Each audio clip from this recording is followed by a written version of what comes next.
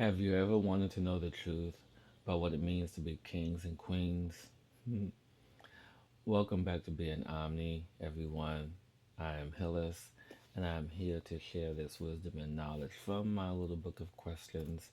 And for those who don't know or that are new to this channel, this book of questions is questions that I write down and sit in my process to receive the answers from the universe. And today we are exploring what it means to be kings and queens. Like, what's the truth behind it? Why is there such a lineage and honor to have this title of a king, queen of some royalty title bestowed upon you? And so, as I was in my meditative process to understand what this means, because at some point, some of us were kings, queens, emperors, empresses of specific lands. I myself was the emperor of a land long, long, long, long, long before. And as we move through these times of transition, sometimes we bring these energies forward into this life or into successive lives to assist us, to remind us who we really are. And so the truth of what it means to be king and queen is to be the first one who has volunteered to be of service. Because ultimately, that's what a king or queen is. It is one who is of great service, service to the land, service to the people, a steward, if you will, of that land, of that space, and of the people. And with the energy of being the first, we then begin to be bestowed upon certain abilities, certain um, modalities, certain wisdom, things that we need, the tools that we need, the energy that we need to be the steward of the land, be a steward and of service to the people. And this is what this ultimately means.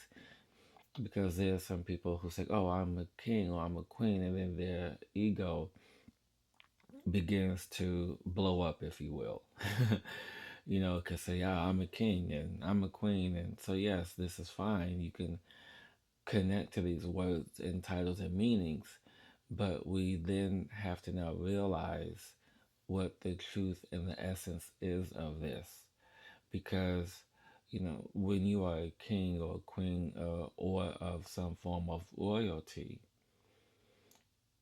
you have to surrender yourself. You have to surrender your life, so to speak, and step into the life of service, step into the life of duty, because this is what it means.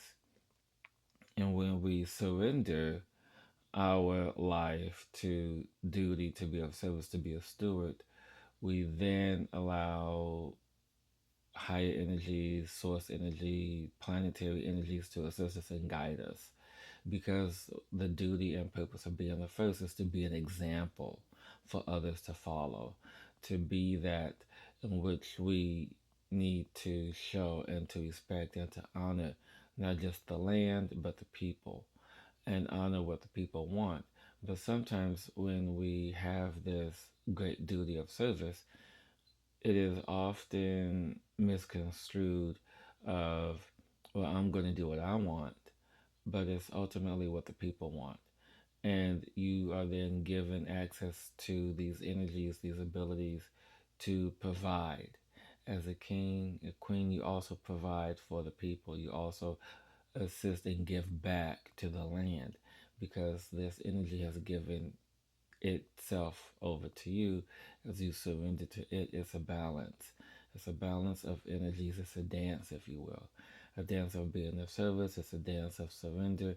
It's a dance of just really beginning to allow the stewardship, the energetic exchange of what it means to be here in this place, to be of service, to be that which you already are, to claim that, to surrender to that. So if anyone goes around saying to you that, hey, I'm a king or queen, it's like, yeah, you're right. At some point you were the first person to volunteer to be a ruler of the land. You were one of the first people to volunteer to come to this earth school. You were one of the first people to volunteer for a particular task. So when you volunteer for these things, you are given these abilities, you are given access, you are given these gifts, these tools to rule, to be of service. And let me backtrack. It's not to rule anything. We're not ruling over anything. We are being at the highest space of service when we are bestowed the title of royalty. So this is what it means. You know, we are always the first, and when you are the first, it exemplifies confidence, it exemplifies courage, it exemplifies all that you are in your highest self, in your best self. So remember that when you exemplify this energy, it is the energy of being the first, of confidence, courage to fulfill a task that someone else has never done before. And that's what this truly means. It is an honor to yourself and to those whom you serve. And we can be of service at any level. We could be of service, in our daily life. We don't necessarily have to have a title, but through the African diaspora, through other indigenous traditions and tribes and cultures, we've got it all wrong. Hollywood got it all wrong.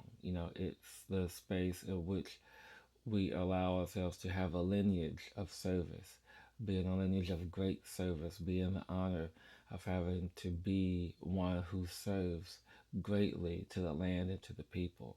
So remember that. Remember that you don't necessarily need to have this title to be of service. You are who you are. You are of service every day, every moment of your life because you are here.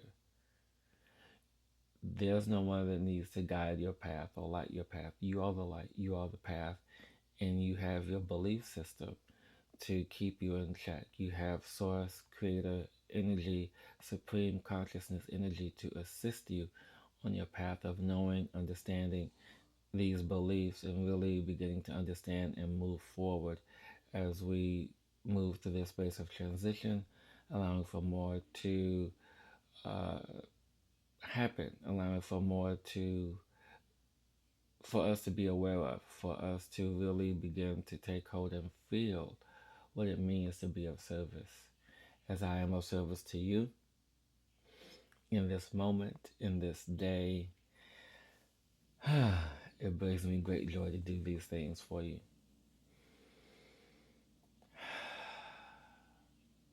Till next time, beautiful ones, be the light, be the love, be the all that you are.